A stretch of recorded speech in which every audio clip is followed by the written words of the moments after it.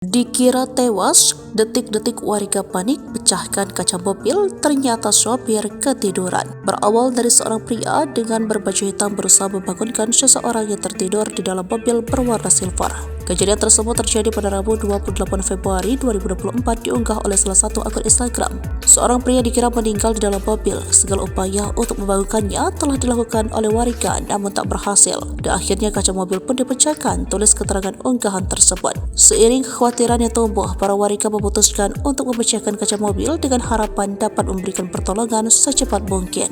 Pria berbaju hitam itu bahkan mengelus dada sejenak sebelum memukul kaca mobil dengan batu bata. Namun, kejutan terjadi setelah kaca mobil terbuka ketika pria yang berada di dalam mobil tersebut tiba-tiba terbangun. Dalam waktu kurang dari 1 menit, pria itu terbangun dan diketahui hanya sedang kelelahan sehingga tertidur pulas di dalam mobil. Ternyata pria tersebut hanya kelelahan hingga tertidur pulas, sambung tulisan tersebut. Warga pun nampak lega melihat peristiwa tersebut. Meskipun satu buah kaca mobil pada sisi pintu menempuh pecah, tak disebutkan dengan jelas di mana dan kapan peristiwa itu terjadi. Netizen pun turut memberikan berbagai komentar yang beragam atas unggahan video viral.